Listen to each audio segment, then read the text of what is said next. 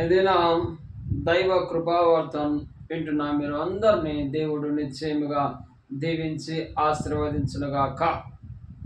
ప్రియులారా, రండి దేవుని వాగ్దానమును స్వతంత్రించుకుందాం. యెషయా గ్రంథము 57వ అధ్యాయము 13వ వచనం ప్రభు సెలవిస్తున్న మాట: నన్ను నమ్ముకున్న వారు దేశమును స్వతంత్రించుకొందరు, నా పరిశుద్ధ పర్వతమును స్వాధీనపరుచుకొందరు. ప్రభు మాట్లాడుతున్న మాట, దేవుణ్ణి నమ్ముకునే వారందరూ దేశమును స్వతంత్రించుకుంటారు. దేశము పరలోక రాజ్యం గురించినటువంటి మర్మములతో కూడినదిగా ఉంటుంది. ఆత్మీయ దేశముగా, శ్రేష్టమైనటువంటి దేశముగా, నిత్య రాజ్యములుగా ఉన్నటువంటి దేశముగా ఉంటుంది. అయితే ఆ దేశమును స్వతంత్రించుకోవాలంటే ఆయనను నమ్ముకొని ఉండాలి అని ఈ వాక్యము సెలవిస్తూ ఉంది. దేవుని నమ్ముకున్న వారు ఆయన రాజ్యమును స్వతంత్రించుకుంటారు, ఆయన రాజ్యములో పాల్పొందుతారు, ఆయన రాజ్యములకు వారసు అవుతారు, ఆయన రాజ్యములో ఒక శ్రేష్టమైనటువంటి గుర్తింపు పొందుతారు. అయితే ఆయన నమ్ముకోకుంటే ఆ రాజ్యంలో స్థానం లేదు, ఆ రాజ్యంలో స్వతంత్రించుకునే హక్కు లేదు. అందుకనే మరొక మాటగా అంటాడు ఆయన, నా పరిశుద్ధ పర్వతమును స్వాధీనపరుచుకొందరు. దేవుని పరిశుద్ధ పర్వతము, విశ్వాసం అనే పర్వతము, నమ్మకం అనే పర్వతము, నీతి అనే పర్వతము, ఇలాంటి పర్వతములలో నీవు ఎక్కడ తొట్టిపోయినావో, ఎక్కడ చెదిరిపోయినావో ఆ పర్వతమును నిశ్చయముగా స్వాధీనపరుచుకుంటావు. నీతియుక్తంగా నువ్వు జీవిస్తే, విశ్వాసముతో ఎదిగితే, విశ్వాసమును పెంపొందించుకుంటే నిశ్చయముగా ఈ శ్రేష్టమైనటువంటి పర్వతములను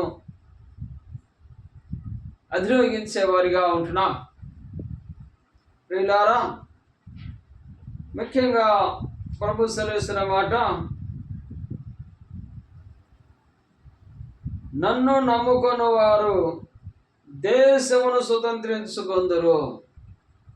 ప్రభుని నమ్ముకుంటే, దేవుని యందు విశ్వాసం ఇస్తే ఆ పరలోక రాజ్యములకి స్వాతంత్రము, ఆ పరలోక రాజ్యములకి వారసత్వము, ఆ పరలోక రాజ్యం నిత్య రాజ్యములకి స్వాస్థ్యముగా పొందుకునే ధన్యత ఉంటుంది అని ప్రభుల వారి దినమున స్పష్టముగా ఆయన వాగ్దానము చేస్తూ ఉన్నాడు. ఈ వాగ్దానమును మనమందరమును కలిగి ఉండాలని ప్రభు ఆకాంక్ష. అనుగ్రహించమని మీ కొరకై చిన్న ప్రార్థన. ప్రేమిగిలిన తండ్రి, స్తోత్రాలు. మహోన్నతుడా, మీ యొక్క వాగ్దానములో తండ్రి, ఈ దినమునగా వాగ్దానమును తండ్రి మీరు మాకు ఇచ్చినారు. తండ్రి, మిమ్మల్ని నమ్ముకున్న ప్రతి ఒక్కరూ దేశమును స్వతంత్రించుకుందరు. తండ్రి, స్తోత్రాలు.